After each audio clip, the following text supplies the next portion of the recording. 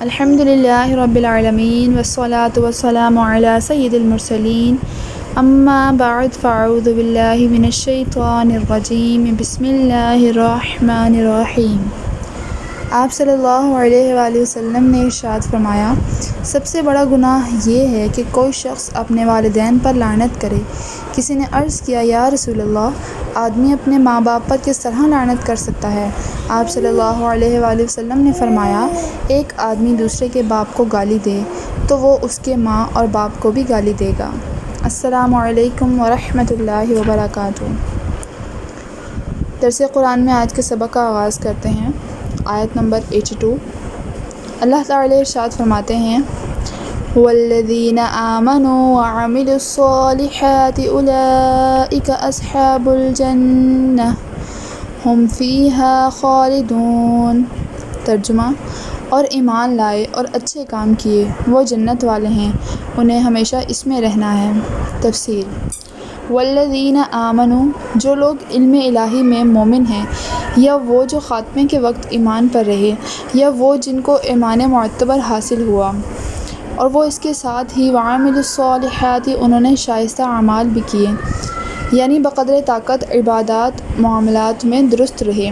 بقدر طاقت کی اس لیے قید لگائی کہ بعض مومنین کو اعمال کرنے کا موقع ہی نہیں ملتا، جیسے دیوانے اور نابالغ بچے، اور وہ جو ایمان لاتے ہی مر جائیں، اور موقع پانے والوں میں بھی مختلف لوگ ہیں۔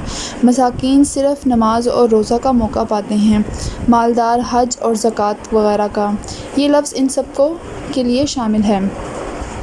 اولئک اصحاب الجنۃ، یہی لوگ جن کے دل نور ایمانی سے روشن اور بدن گناہوں کی گندگی سے پاک ہیں، وہ جنت والے ہیں، یعنی جنت ان کو لازم ہے اور وہ دوزخ میں کبھی بھی نہیں جائیں گے۔ خیال رہے کہ نیک اعمال کی قید جنت والا ہونے کے لیے ہے، کیونکہ گنہگار مسلمان اگرچہ جنت میں پہنچ تو جائیں گے، لیکن ان کا جنت والا ہونا یقینی نہیں۔ جنت والا وہ ہے جو شروع سے جنت میں جائے، سزا بالکل بھی نہ پائے۔ ہم فیہا خالدون، وہ اس میں ہمیشہ رہیں گے، یعنی جیسے پہلے فرقے کی سزا دائمی ہے کیونکہ اس کے پاس نہ ایمان ہے نہ نیک عمل، ایسے ہی اس فرقے کی جزا دائمی ہے کیونکہ ان کے پاس ایمان بھی ہے اور نیک اعمال بھی۔ خیال رہے کہ دوزخ صرف اپنے کفر یا گناہ کے باعث ملے گی، مگر جنت ملنے کے 3 طریقے ہیں۔ اپنے اعمال سے یہ جنت کسبی ہے، جیسے تمام مومنوں کا جنت میں جانا۔ دوسروں کے اعمال کے طفیل اسے جنت وہبی کہا جاتا ہے، جیسے مسلمانوں کے چھوٹے فوت شدہ بچے بلا اعمال اور بلا وسیلہ اسے جنت عطائی کہا جاتا ہے، جیسے وہ مخلوق جو جنت بھرنے کے لیے پیدا کی جائے گی۔ اس جیسی تمام آیات میں پہلی قسم یعنی کسبی کا ذکر ہے، لہٰذا آیات پر کوئی اعتراض نہیں اور نہ ہی یہ آیت دوسری آیتوں کے خلاف ہے۔ اصل میں لوگ 4 قسم کے ہیں۔ ایک وہ جو ایمان اور اعمال دونوں سے خالی ہیں، ان کا ذکر پہلی آیت میں ہوا کہ وہ ہمیشہ کے جہنمی ہیں۔ دوسرے وہ جو ایمان اور نیک اعمال دونوں رکھتے ہیں، ان کا ذکر اس آیت میں ہوا کہ وہ ہمیشہ کے جنتی ہیں۔ 2 فریق باقی بچے، ایک وہ جن کا ایمان درست اور اعمال خراب، یعنی فاسق مسلمان، چونکہ یہ اگلے دونوں فریقے سے ملے ہوئے ہیں کہ عقیدے میں مسلمانوں کے اور اعمال میں کفار کے مشابہ ہیں، لہٰذا ان کی جزا بھی دونوں فریقوں کی جزا سے ملی ہوگی، یعنی کچھ دن جہنم میں رہیں گے پھر جنت میں مکان ہوگا۔ جنت میں رہ کر بھی دوزخ میں نہ آ پائیں گے، کیونکہ وہاں کسی کو سربلند کر کے گرانا رب کی حکمت کے خلاف ہے۔ ہاں، گرے کو اٹھانا عین کرم ہے۔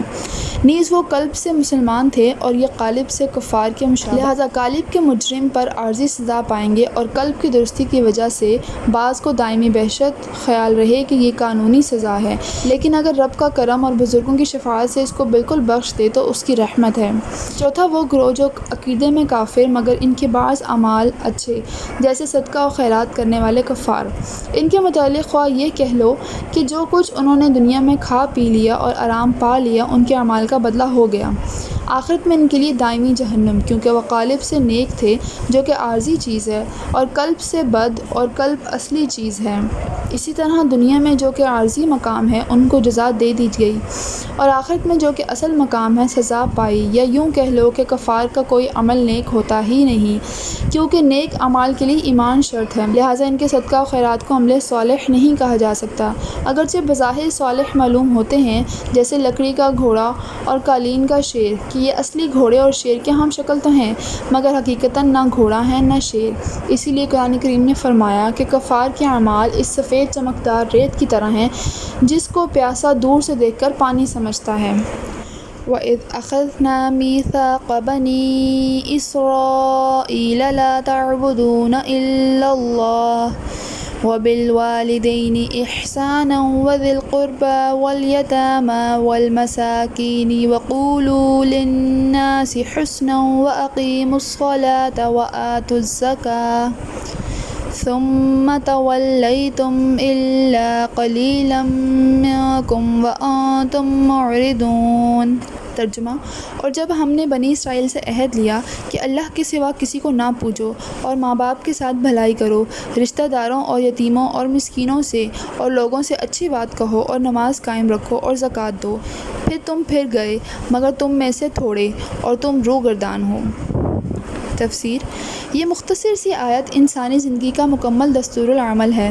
اس میں عقائد، عبادات، معاملات مکمل طور پر بیان کر دیے گئے ہیں اور انسانی زندگی کے ہر شعبے پر پوری روشنی ڈال دی گئی ہے۔ اس میں 8 احکام بیان ہوئے، لیکن اگر تفصیل کی جائے تو 8 کروڑ سے بھی زیادہ ہیں۔ پھر ترتیب ایسی نفیس کہ سبحان اللہ، چونکہ عقائد اعمال پر مقدم اور اللہ کا حق سارے حقوق سے اعلیٰ، اس لیے پہلے اس کو بیان فرمایا گیا کہ تم غیر خدا کی عبادت نہ کرو۔ پھر مخلوق میں سب سے بڑا ماں باپ کا حق ہے، اس لیے اس کے بعد فرمایا گیا کہ والدین کے ساتھ بھلائی کرو۔ پھر ماں باپ کے رشتہ داروں کا حق، اس لیے حکم ہوا کہ اہل قرابت سے سلوک کرو۔ پھر ان کا حق تھا جن سے اسلام کا رشتہ ہے، خواہ بدنی رشتہ ہو یا نہ ہو، یتیم بچے اور مسکین مسلمان، اگر یتیم زیادہ حاجت مند تھے، اس لیے ان کو مسکینوں پر مقدم کر کے فرمایا گیا کہ یتیموں اور مسکینوں کے ساتھ بھی احسان کرو۔ پھر سارے انسانوں کے تمام حقوق کو ان 2 لفظوں میں بیان فرما دیا گیا کہ لوگوں سے اچھی بات کہو۔ معاملات سے فراغت کے بعد ساری بدنی اور مالی عبادتوں کو ان 2 لفظوں میں بیان فرمایا کہ نماز قائم رکھو اور زکوٰۃ دو، کیونکہ جہاد وغیرہ بھی نماز قائم رکھنے کے لیے ہی ہیں۔ پھر ان تمام احکام کی پابندی کرانے کے لیے فرمایا گیا کہ ان تمام احکام کو چھوڑ کر نجات کی امید کرنا خیال خام ہے۔ اگر اپنا چھٹکارا چاہتے ہو تو ان عقائد اور اعمال کی پابندی کرنی چاہیے۔ اگلی آیت کی جانب بڑھتے ہیں۔ اللہ تعالیٰ آیت نمبر 84 میں ارشاد فرماتے ہیں، وَإِذْ أَخَذْنَا مِيثَاقَكُمْ لَا تَسْفِكُونَ دِمَاءَكُمْ وَلَا تُخْرِجُونَ أَنفُسَكُم مِّن دِيَارِكُمْ ثُمَّ أَقْرَرْتُمْ وَأَنتُمْ تَشْهَدُونَ۔ ترجمہ: اور جب ہم نے تم سے عہد لیا کہ اپنوں کا خون نہ کرنا اور اپنوں کو اپنی بستیوں سے نہ نکالنا، پھر تم نے اقرار کیا اور تم گواہ ہو۔ تفسیر: اللہ تعالیٰ اس آیت میں اسرائیلیوں سے ہی مخاطب ہیں اور کہتے ہیں، اے اسرائیلیوں، تم اس وقت کو بھی یاد کرو جب ہم نے تم سے مضبوط عہد لیا تھا کہ تم آپس میں خون ریزی نہ کرنا اور اپنی قوم کو ناحق جلا وطن نہ کرنا۔ کیونکہ اس سے تمہاری قوت ٹوٹ جائے گی اور تم لوگ سب بکھر جاؤ گے، جو کہ تمہاری ہلاکت کا باعث بنے گا، اور تم نے اس بات کا پورا اقرار بھی کیا۔ صوفیہ کرام اس آیت کی تفسیر میں فرماتے ہیں، وہ کہتے ہیں کہ نفس کی پرورش کرنے میں روح کی ہلاکت ہے، یعنی اگر آپ اپنے نفس کی پرورش کرنا چاہتے ہیں تو اصل میں آپ کو اپنی روح کو ہلاک کرنا ہوگا، اور دنیا میں محبت کرنے سے آپ اپنے اصلی وطن یعنی جنت سے محروم ہو جائیں گے۔ ہر انسان سے یہ عہد لیا گیا تھا کہ وہ شیطان کی اطاعت اور نفس کی پیروی کر کے اپنی جان یا اپنی روح کو ہلاک نہ کرے، نیز خود کو اس دنیا میں پھنسا کر اپنے اصلی وطن یعنی جنت سے خود کو نہ نکالے۔ یا یوں سمجھ سکتے ہیں ہم کہ ہمارا دین اصل میں فطری اسلام ہے اور ہم اس دنیا میں رہ کر بھی اپنے اصلی وطن یعنی اسلام میں ہی موجود ہیں، لہٰذا ہم کو چاہیے کہ ہم اسلامی حدود سے نکل کر بے وطن نہ بنیں، مطلب ہم اسلامی حدود سے نکل کر خود کو جلا وطن نہ کریں۔ نیز صوفیہ کرام فرماتے ہیں کہ ترقی روح کا ذریعہ شریعت کی پابندی ہے، یعنی اگر ہم اس دنیا میں رہ کر دنیا اور آخرت کی بھلائیاں حاصل کرنا چاہتے ہیں اور آخرت میں سرخرو ہونا چاہتے ہیں، ترقی کرنا چاہتے ہیں، تو ہمیں شریعت کی پابندی کرنی پڑے گی۔ یہ ہرگز جائز نہیں کہ روحانی ترقی کے لیے ہم خودکشی کر لیں یا خود کو ان دنیا کی بلاؤں یا دوسری مصیبتوں میں خود کو پھنسا لیں، یا پھر دنیا کی اس آبادی کو چھوڑ کر کسی صحرا میں جا بسیں۔ ان باتوں سے فقیری نہیں ملتی۔ یہ طریقہ سادھوؤں، جوگیوں اور راہبوں کا ہے بعض صحابہ کرام نے دین کی خاطر دنیاوی لذتوں کو چھوڑنے کا ارادہ فرمایا تھا۔ کسی نے کہا کہ میں نکاح نہ کروں گا، کسی نے کہا کہ میں ہمیشہ روزے رکھوں گا۔ حضور صلی اللہ علیہ وآلہ وسلم نے ان سب کو ان کے ارادوں سے روک دیا اور فرمایا کہ ہمارے دل میں بہت زیادہ خوف الہی ہے، لیکن اس کے باوجود ہم نماز بھی پڑھتے ہیں، ہم سوتے بھی ہیں، افطار بھی کرتے ہیں اور نکاح بھی کرتے ہیں۔ نکاح میری سنت ہے، جس نے اس سے منہ پھیرا وہ میرے گروہ سے نہیں۔ لطف یہ ہے کہ شریعت کی قید میں رہ کر ایک آنکھ دنیا کے ہر آئینے میں اپنے رب کا جمال دیکھ سکتی ہے۔ اگر کوئی آنکھ اس جمال کو دیکھنے کے قابل ہو جائے تو اس کا یہ حال ہوگا کہ پھر یہ لطف ہوگا اس کے لیے کہ وہ انسان جہاں کہیں بھی رہے گا، جہاں کہیں بھی جائے گا، وہ اپنے رب کو ہی پائے گا۔ چاہے پھر وہ مسجد میں جائے، وہ اپنے رب کو ہی دیکھے گا، یا اپنے گھر میں پہنچے تو اسی تک ہی پہنچے گا، یا پھر اپنی دکان میں داخل ہو تو اصل میں اپنے رب کے ہی قرب میں داخل ہوگا۔ اور پھر قرآن پاک میں ارشاد ہوا فَأَيْنَمَا تُوَلُّوا فَثَمَّ وَجْهُ اللَّهِ، سورۃ البقرہ آیت نمبر 115۔ ترجمہ: جہاں جاؤ رب کو پاؤ۔ پھر قلب کی یہ حالت ہوگی کہ نہ دنیاوی غم سے غمگین ہوگا اور نہ یہاں کی راحت سے خوشی ہوگی۔ لہٰذا ہمیں چاہیے کہ ہم دنیا میں رہ کر بھی اپنے رب کو ہی اپنے دل میں بسائے رکھیں، تاکہ ہم دنیا کی بھی بھلائیاں حاصل کرتے جائیں اور ساتھ ہی ساتھ خود کو اپنی آخرت کے لیے بھی تیار رکھیں۔ کیونکہ اصل امتحان ہمارا وہی ہونا ہے جو کہ ابدی زندگی ہے۔ اگلی آیت میں اللہ تعالیٰ ارشاد فرماتے ہیں ثُمَّ أَنْتُمْ هَٰؤُلَاءِ تَقْتُلُونَ أَنفُسَكُمْ وَتُخْرِجُونَ فَرِيقًا مِّنكُم مِّن دِيَارِهِمْ تَظَاهَرُونَ عَلَيْهِم بِالْإِثْمِ وَالْعُدْوَانِ وَإِن يَأْتُوكُمْ أُسَارَىٰ تُفَادُوهُمْ وَهُوَ مُحَرَّمٌ عَلَيْكُمْ إِخْرَاجُهُمْ أَفَتُؤْمِنُونَ بِبَعْضِ الْكِتَابِ وَتَكْفُرُونَ بِبَعْضٍ فَمَا جَزَاءُ مَن يَفْعَلُ ذَلِكَ مِنكُمْ إِلَّا خِزْيٌ فِي الْحَيَاةِ الدُّنْيَا وَيَوْمَ الْقِيَامَةِ يُرَدُّونَ إِلَىٰ أَشَدِّ الْعَذَابِ وَمَا اللَّهُ بِغَافِلٍ عَمَّا تَعْمَلُونَ۔ ترجمہ: لیکن پھر بھی تم نے آپس میں قتل کیا اور آپس کے ایک فرقے کو جلا وطن بھی کیا، اور گناہ اور زیادتی کے کاموں میں ان کے خلاف دوسرے کی طرفداری بھی کی۔ ہاں، جب وہ قیدی ہو کر تمہارے پاس آئے تو تم نے ان کے فدیے دیے، لیکن ان کا نکالنا جو تم پر حرام تھا اس کا کچھ خیال تم نے نہ کیا۔ کیا بعض احکام پر ایمان رکھتے ہو اور بعض کے ساتھ کفر کرتے ہو؟ تم میں سے جو بھی ایسا کرے اس کی سزا اس کے سوا کیا ہو کہ دنیا میں رسوائی اور قیامت کے دن سخت عذاب کی مار، اور اللہ تعالیٰ تمہارے اعمال سے بے خبر نہیں۔ تفسیر: توریت میں بنی اسرائیل سے یہ عہد لیا گیا تھا کہ وہ آپس میں ایک دوسرے کو قتل نہ کریں اور وطن سے ایک دوسرے کو نہ نکالیں، اور جو بنی اسرائیل کسی کی قید میں ہو اس کو مال دے کر چھڑا لیں، یعنی غلاموں کو آزاد کریں۔ اس پر انہوں نے اقرار بھی کیا اور گواہ بھی ہوئے، لیکن وہ اس پر قائم نہ رہے اور اس سے پھر گئے۔ مدینہ منورہ کے آس پاس یہود کے دو فرقے رہتے تھے، بنی قریظہ اور بنی نذیر، اور خاص مدینہ منورہ میں مشرکین کے دو فرقے تھے، اوس اور خزرج۔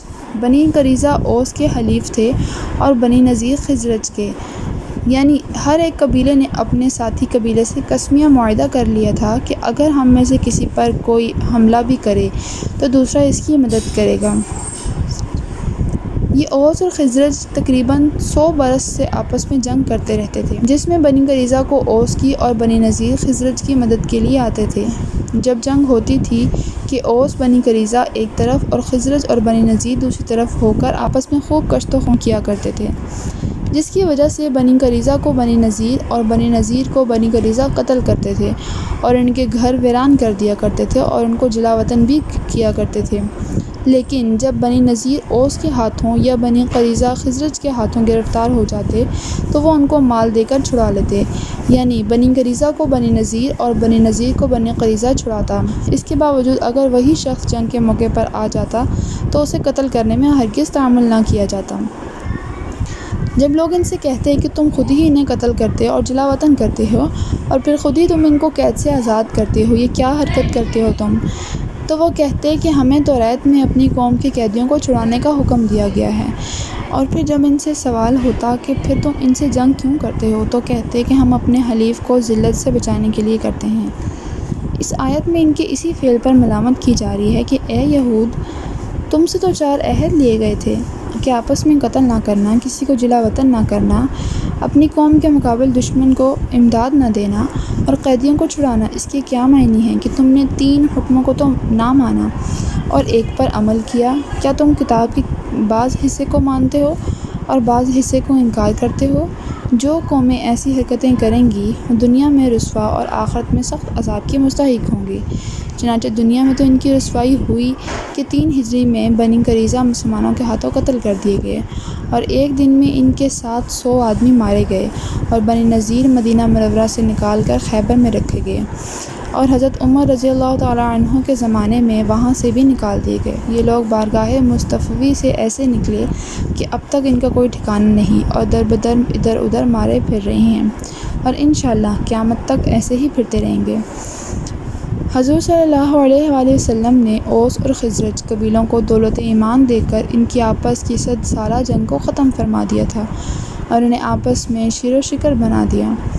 اب انہی جماعتوں کا نام انصار ہے، جن کے بہت سے فضائل قرآن پاک میں بیان ہوئے ہیں اور جن کی جانی اور مالی قربانیوں کی قیامت تک یادگار رہے گی، بلکہ یوں سمجھو کہ یہ قوم ہی اشاعت اسلام کا ذریعہ بنی۔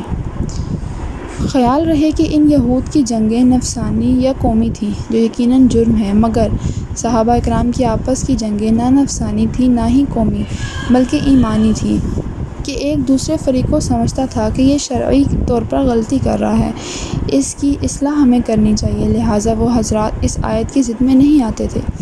دیکھو، قابیل نے حابیل کو قتل کیا، عورت کے لیے یہ نفسانی قتل ہوا تھا۔ برادران یوسف نے حضرت یوسف علیہ السلام کو بلکہ حضرت یعقوب علیہ السلام کو پریشان کیا، نفس کی یا عورت کی خاطر نہیں، بلکہ یعقوب علیہ السلام کو اپنی طرف مائل کرنے کے لیے، اس لیے ان میں فرق ہوا۔ حضرت علی المرتضیٰ نے عائشہ صدیقہ یا حضرت معاویہ کے گرفتار شدہ سپاہی کو غلام نہ بنایا یا قید نہ کیا، بلکہ ان کی مدارات کی۔